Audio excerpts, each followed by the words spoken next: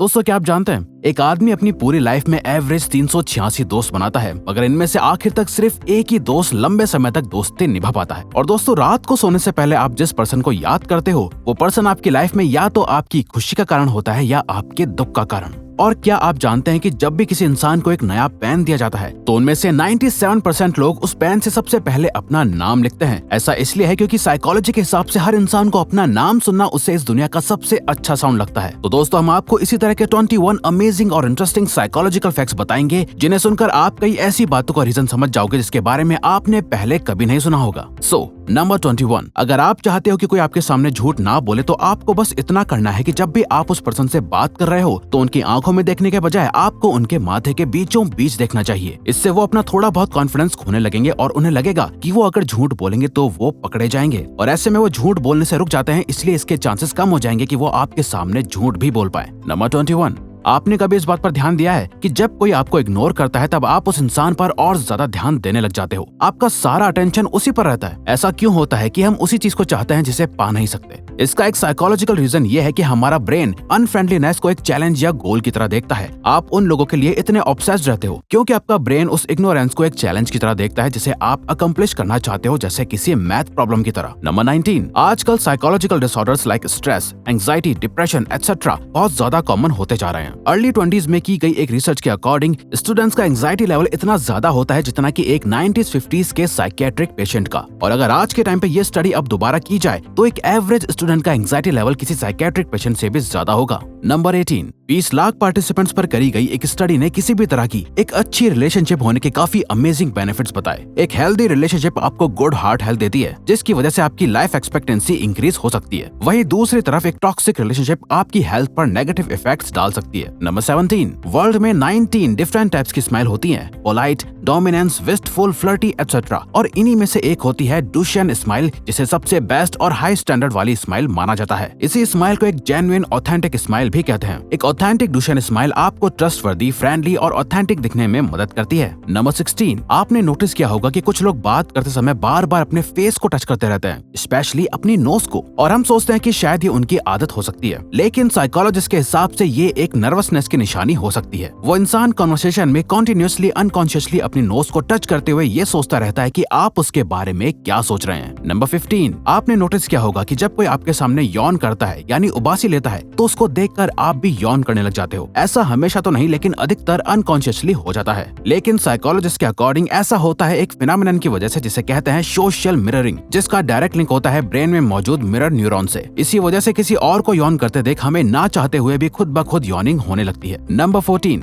जब आप किसी क्यूट पेट, टॉय या बच्चे को देखते हो तो आपका मन उसे दबाने का करता है। पर क्या ऐसा होना नेचुरल है? इस तरह के बिहेवियर को कहा जाता है क्यूटनेस अग्रेशन। न्यूरोसाइंस रिसर्च में देखा गया कि हम पॉजिटिव चीजें देखकर बहुत ज्यादा ओवरवेल्म फील करने लगते हैं, और इन्हीं क्यूट चीजों को देखकर हमारे पॉजिटिव इमोशंस बढ़ जाते हैं, जिसे कंट्रोल करने के लिए हमारा ब्रेन क्यूटनेस अग्रेशन क्रिएट करता है जो हमारी इस ओवरवेलमिंग फीलिंग को कंट्रोल करती है। नंबर 13, दिन भर में हमारे दिमाग में 50,000 से भी ज्यादा थॉट्स आते हैं, जिसमें से 80% थॉट्स नेगेटिव होते हैं, जिनका हमारी डे टू डे लाइफ पर बुरा असर पड़ सकता है। इन थॉट से आप बच नहीं सकते, पर इनको सही जरूर कर सकते हो, अपने आप को बिजी रखकर या ऐसी एक्टिविटीज करके जो आपको खुश करती हैं, या फिर कुछ अच्छा सोचकर। अगर आपको लगता है कि आप ज्यादा ओवर थिंकिंग करते हो या आपको सिर्फ नेगेटिव थॉट्स आते हैं तो अपने आप को सुपर बिजी करके देखो। नंबर 12, ये एक काफी अजीब फैक्ट है कि हमारा माइंड जो हमारी मदर टंग यानी मातृभाषा है उससे अलग लैंग्वेज में कुछ सोचे तो हमें काफी सही डिसीजन लेने में मदद करता है। ऐसा बहुत सारे रिसर्च में देखा गया है कि आप जब किसी और लैंग्वेज में सोचकर डिसीजन लेते हैं तो आपका माइंड ज्यादातर टाइम सही होता है। इसीलिए अगली बार कोई डिसीजन लेने से पहले उसके बारे में इंग्लिश में सोच के देखना। नंबर 11, हम रेस्टोरेंट्स एंड कैफेज में वेटर्स को किस तरह से ट्रीट करते हैं ये दिखाता है कि एक्चुअल में हमारा नेचर कैसा है। इस रूल को द वेटर रूल कहा जाता है। इसमें यह देखा जाता है कि दूसरे लोग जो आपकी नजर में सिर्फ वेटर हैं उन्हें आप किस तरह से ट्रीट करते हैं। आपका नेचर आपकी पर्सनैलिटी को डिफाइन करता है, सिर्फ नाम और पैसा नहीं। नंबर 10,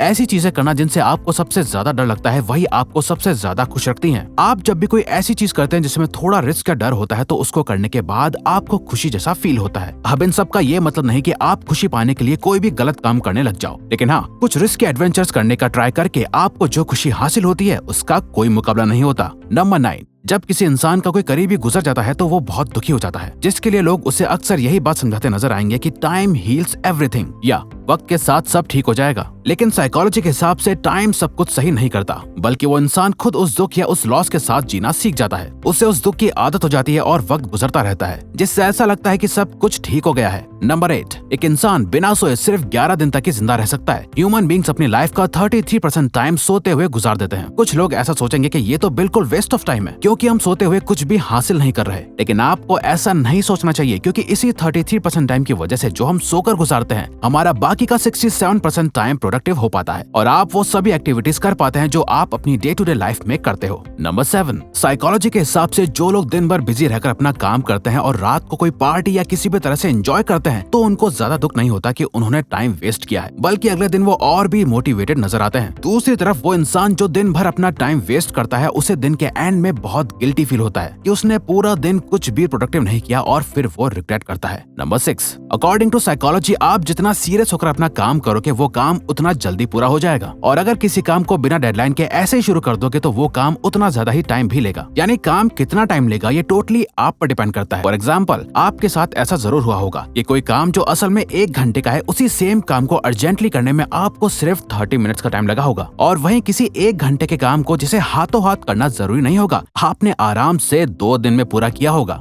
नंबर 5, ह्यूमन ब्रेन एक बहुत ही एडवांस ऑर्गन है जिसके अंदर सारी इन्फॉर्मेशन सेव्ड रहती है, जिसे हम मेमोरी कहते हैं। माँ के पेट से लेकर मरने तक हमारी लाइफ का हर एक इवेंट हमारे ब्रेन में सेव्ड होता है। लेकिन फैक्ट की बात यह है कि ह्यूमन बींग्स चाहकर भी उन सभी मेमोरीज को दोबारा से याद नहीं कर सकते। हाँ, कुछ खास मेमोरीज याद आ जाएं, लेकिन सभी इवेंट्स आपके ब्रेन में मौजूद होने के बावजूद भी उन्हें याद कर पाना इम्पॉसिबल है। नंबर 4, आप जिस भी तरह के शोज या मूवीज देखते हो, उसी तरह से दुनिया को भी देखना शुरू कर देते हो। रिसर्च बताती है कि जो लोग क्राइम, इन्वेस्टिगेशन या इवन ज्यादा न्यूज देखते हैं, वो दुनिया में होने वाले सीरियस क्राइम्स को ओवर एस्टिमेट यानी बढ़ा चढ़ा के देखते हैं, और इस तरह के शोज उन्हें ये सोचने पर मजबूर करते हैं कि दुनिया एक बहुत डरावनी जगह है और वो उसमें एक विक्टिम है। जबकि जो लोग कॉमेडी और फैंटेसी जॉनरा देखते हैं, उनकी लाइफ काफी पॉजिटिव होती है। नंबर 3, हमारी सोच और हमारे दिमाग की सोचने की एबिलिटी हमारे कल्चर पर डिपेंड करती है। सोशल साइकोलॉजिस्ट रिचर्ड निस्बेट ने अपनी book the geography of thought में बताया है कि किस तरह एशियन एंड वेस्टर्न कंट्रीज में मेंटल प्रोसेसेस अलग होते हैं। यानी दोनों कंट्रीज के cultures, philosophy, education and social structure अलग है, जस्ट बिकॉज वहाँ के लोगों को अलग अलग तरह की प्रॉब्लम्स फेस होती हैं। इसी वजह से एशियन कंट्रीज में लोगों की थिंकिंग काफी होलिस्टिक होती है और वहीं वेस्टर्न कंट्रीज की काफी एनालिटिक। नंबर 2, हमें ऐसा लगता है कि हम अपना हर डिसीजन काफी सोच समझ कर लेते हैं, लेकिन साइकोलॉजी के हिसाब से हम अपने ज्यादातर डिसीजंस अनकॉन्शियसली लेते हैं। फॉर एग्जांपल, अगर आप कोई मोबाइल लेने जाते हो तो आप अपना बजट और ब्रांड कॉन्शियसली ध्यान में रखकर फोन चूज करते हो, लेकिन अनकॉन्शियसली आपका माइंड आपको ट्रेंड और मोबाइल के और फीचर्स की तरफ भी आकर्षित करता है, जिससे आपका डिसीजन अफेक्ट होता है। नंबर 1, जब भी हमें कोई रूल बहुत स्ट्रिक्ट लगता है या हमें ऐसा लगता है कि हमसे हमारी फ्रीडम छीनी जा रही है, तो हम में से अधिकतर लोगों का मन सिर्फ उस एक रूल को नहीं बल्कि हर रूल को तोड़ने का करता है। साइकोलॉजिस्ट इस बिहेवियर को रिएक्टेंस कहते हैं। ये हमें बताता है कि किसी को फोर्स करके अपनी बात मनवाना कभी काम नहीं करता। हम दूसरों की बात तभी मानते हैं जब हमें लगता है कि हम वो काम अपनी मर्जी से कर रहे हैं।